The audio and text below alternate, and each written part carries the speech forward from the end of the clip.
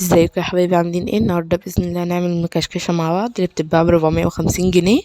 هنعملها ب40 جنيه في البيت بس، ولا هنشتري لفه جلاش وكيلو لبن وباقي المكونات موجوده في البيت.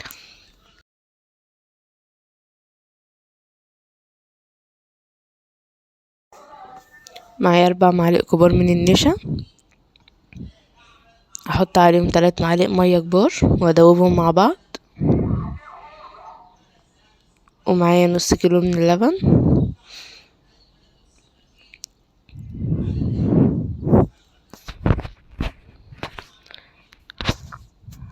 حطينا النشا اللي احنا دوبناها في الميه، ومعايا معلقتين كبار من الكاستر. هندوبهم كده مع اللبن والنشا ونرفعهم على النار لحد ما يتقلوا مننا. ونحط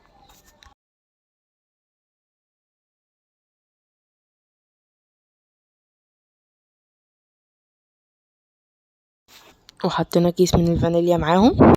هنعمل الشربات 1.5 كوب من السكر وكوباية مية، وأول ما يغلي هنحط له عصرة ليمونة ونسيبه 10 دقايق بعد الغليان. كده معانا صينية ندهنها سمنة من تحت، ونحط أول ورق الجلاش وندهن سمنة تاني، نحط ورقة كمان، نخلص بقية الكمية وارجع لكم.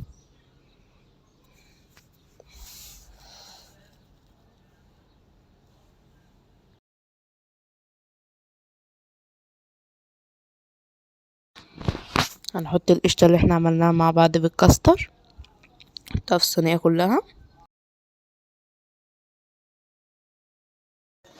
معانا ورق الجلاش كده هنكشكشها عشان نحطهم على الصينية من فوق.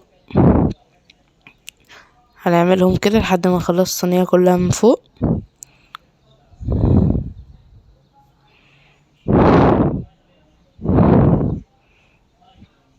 بعد ما نرصهم بالشكل دوت على الكاستر اللي احنا حطيناه، وهندينا سمنة كده عشان تبقى مرقة معانا.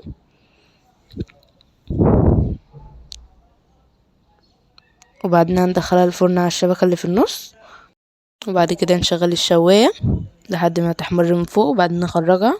ما بتقعدش ربع ساعة في الفرن. هنسقيها بقى وهي سخنة كده من الشربات البارد اللي احنا عملناه. مش هنسقيها كتير من الشربات عشان ما تبقاش مسكرة قوي.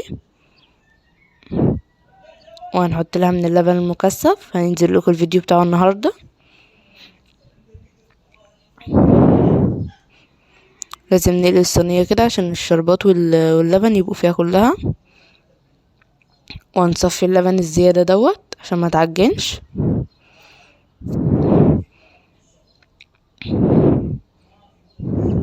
ممكن ما تحطيش لبن في الاخر لو مش عايزاها مسكرة، يعني هي بتتاكل كده من غير ما تحطي تحتها لبن، بس هما بره بيقدموها بلبن.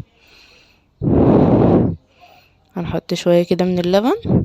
احنا قسمنا الصينية وهنحط نص الصينية تحتي لبن كده، ونزينها من فوق بمكسرات. وانا عجبكم الفيديو ما تنسوش تشتركوا في القناة وتفعلوا زر الجرس وتعملوا لايك وفولو الصفحة للناس اللي بتتابعني على الفيسبوك.